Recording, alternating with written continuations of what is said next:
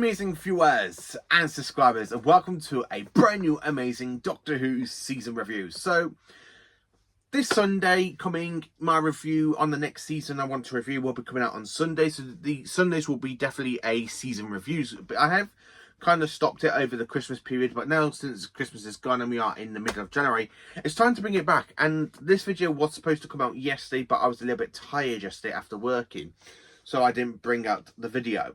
So here is my review on season 23, otherwise known as the Trial of a Time Lord, and here is the standard edition, and of course on the shelf you've got limited edition next to some of my figures like the TARDIS, the 6th Doctor from Terror of the Vervoids, Mel, which is this one, we got a Vervoid, Sil and Perry.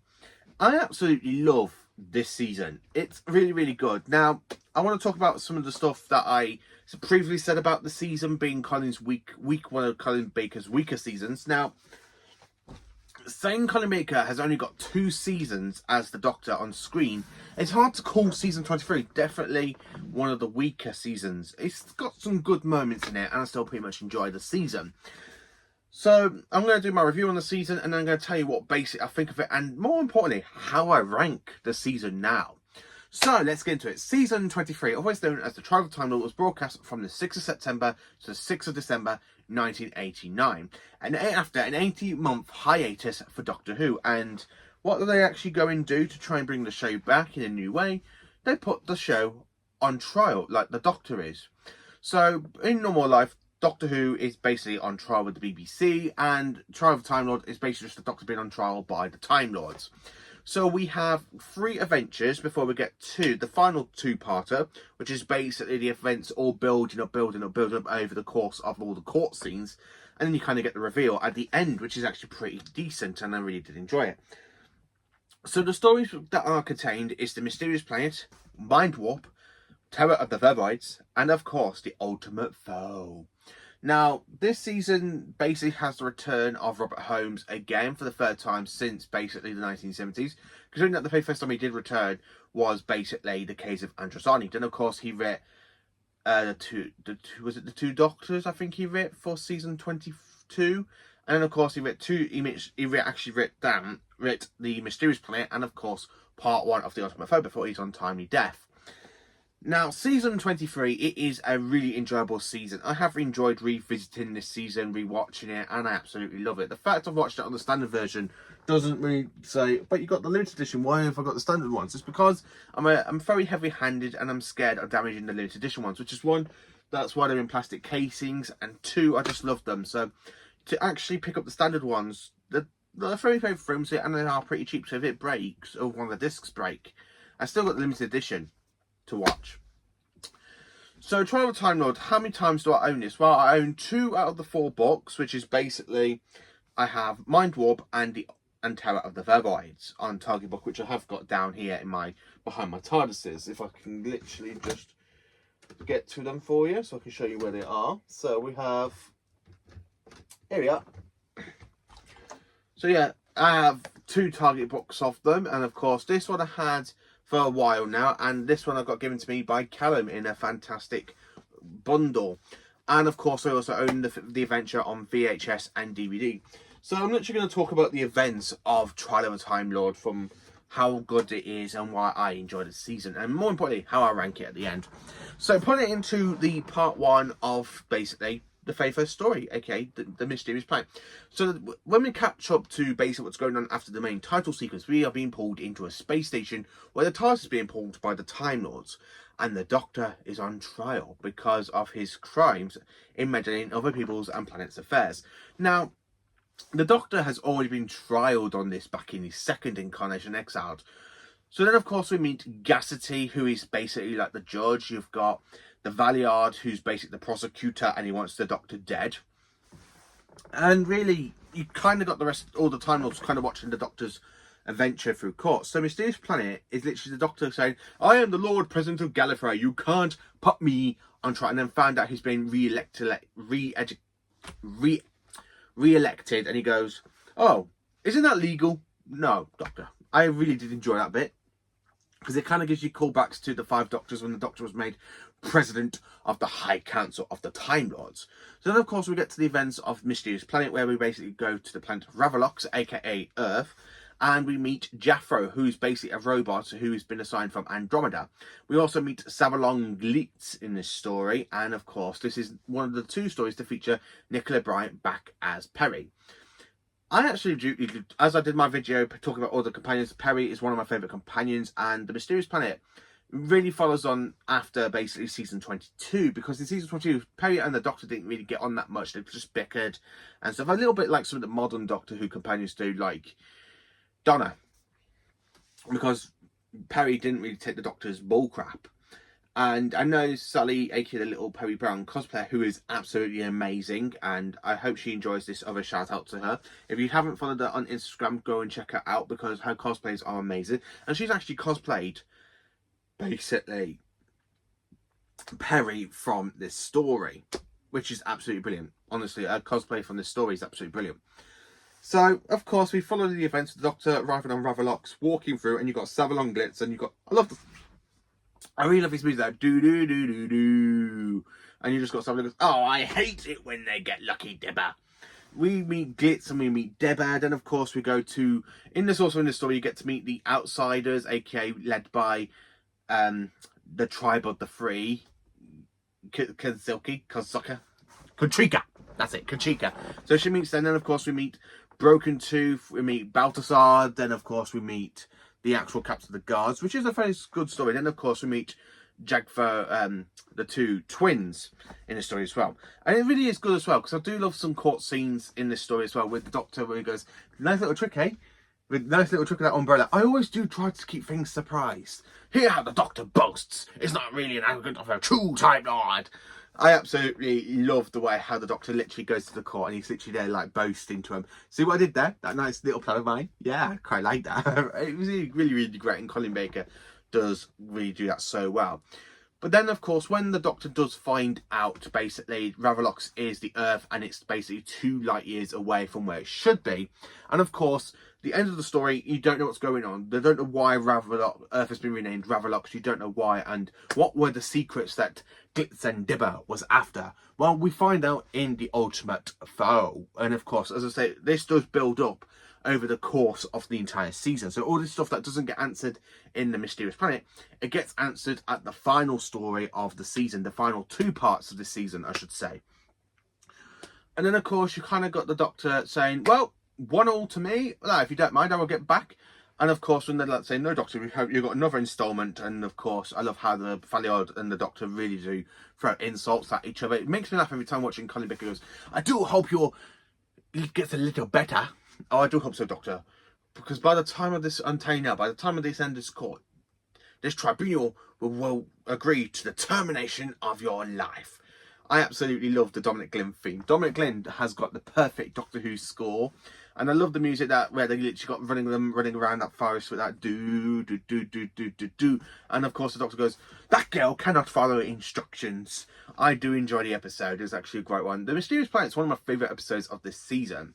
And it's actually quite good. If you can take out the court scenes, I think it'd be many people's favourites, and I did enjoy it. So then, of course, we go to Mind Warp, the adventure where the Doctor was currently pulled out of time. So we end up going to the planet Theta Beta, where the Doctor basically re-meets Syl.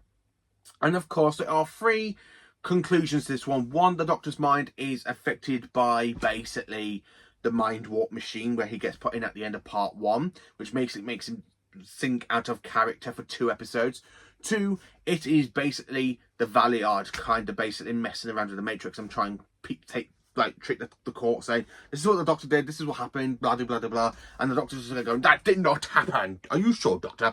And of course, I do quite like that, because it is a good second point of view, or the third point of view. Is it any of those 2? 1, it didn't happen. 1, it's basically just the Doctor being the Doctor, you know. So either 1, he was affected by the Mind Warp. 2, it is the Valiard basically messing around with it. Or 3, basically it's none of those 2, and technically the Doctor is just basically being his true self, basically trying to be manipulative and trying to come up with a way to try and save Perry and try to save all the people from basically Lord Kif. So we do meet still creature from Veggies and Varos. Then of course we meet King Lucanos, played by Brian Brescent. And this is Nicola Bryant's last episode in Doctor Who. And I'm hoping she just return at some point. So what can I say about it? So the court scenes, you got them all going on, and of course you got the Doctor trying to investigate about why did the Warlords have a weapon from Theta Beta.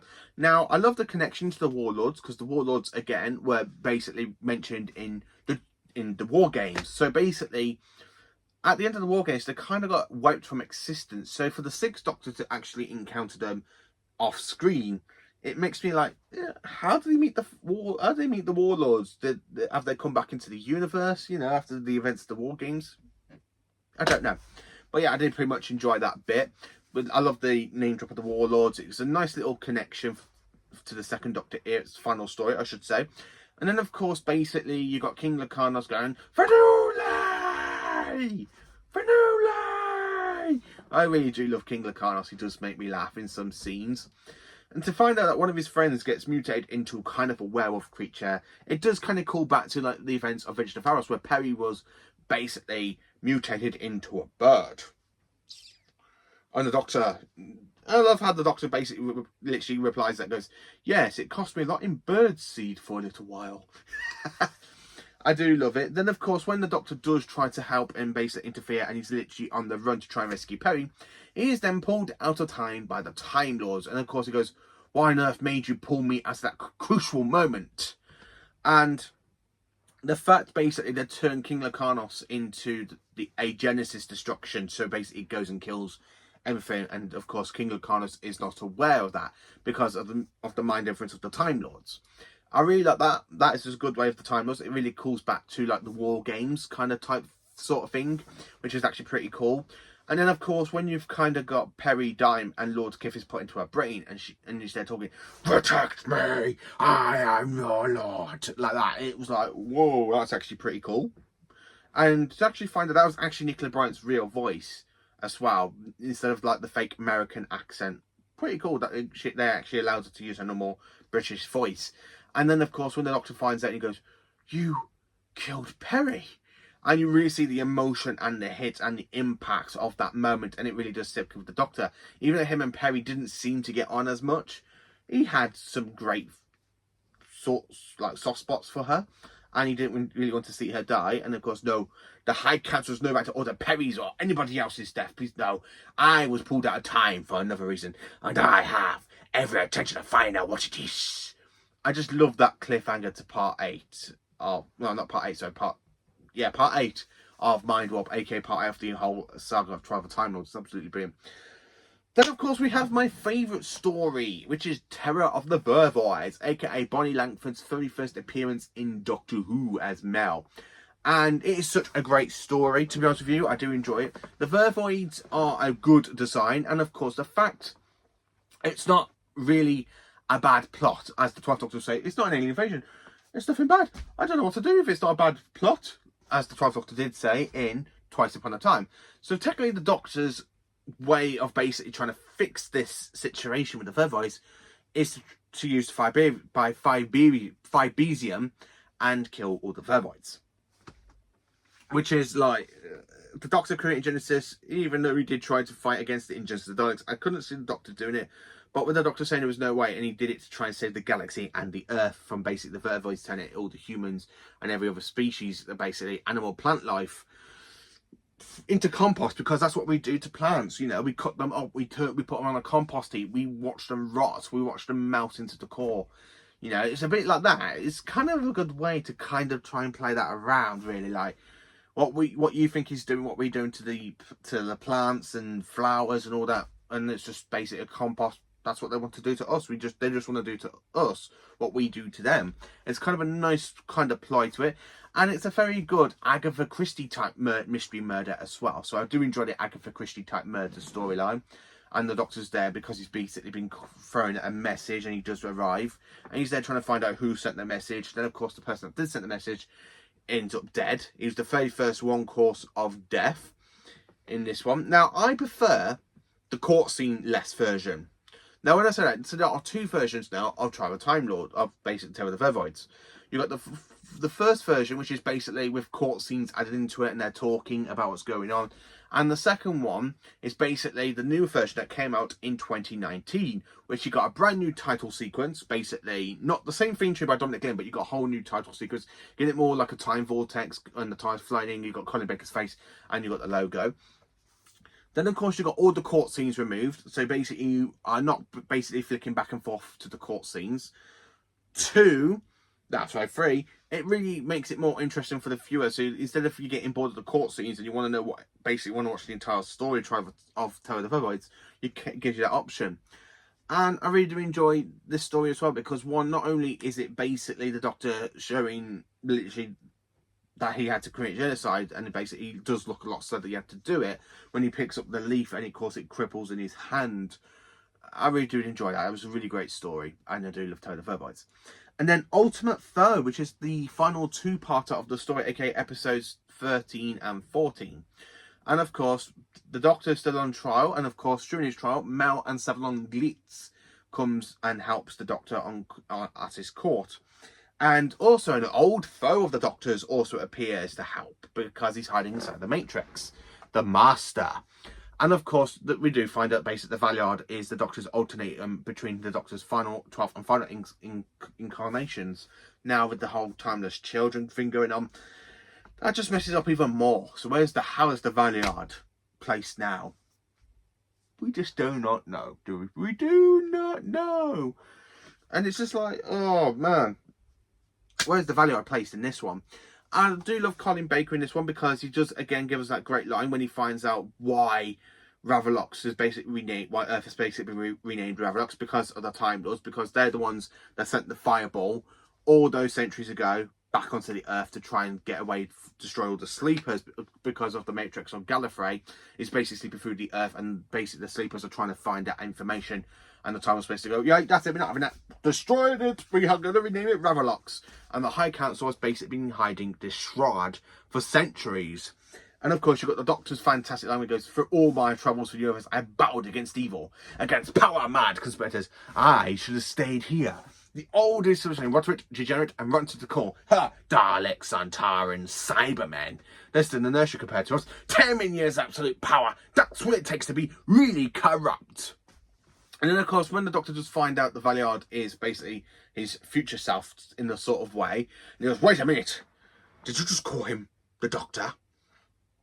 I really like how the Master lets that drop, and of course, you got the Doctor say, "Madam, I must reveal this court must be abolished immediately, because there's no way that the prosecutor and the defendant could be the same person." And of course, the Valiard does basically go inside the Matrix, because he had a copy of the key of the Matrix. And you kind of have that fantastic battle with the Doctor going into the Matrix again since 1975, where basically he had to fight Chancellor Gough in the bidding for the Master. But in this one, the Doctor trying to hunt down his darker ego. And of course, you've got some great scenes in it with hands coming through the sand and basically grabbing the Doctor down. No! That's absolutely pretty cool. That was a good cliffhanger, I should say. And then, of course, when you do find out, basically, after the Doctor has kind of won, the Time Lords are saved at the courtroom, and basically Mel wants to give him carrot juice, and he goes, "You know what, I think I was a bit rash at turning down the offer of presidency." Oh, carrot juice, carrot juice, carrot juice. And, of course, you've got the reveal that the Valiard is still alive. He's just got that evil laugh, and then pops the title sequence, which is why I love the Six Doctors Last Adventure, because it really does kind of connect what the Valiard's been doing. I need to listen to the trials of the Valiard as well from Big Finish.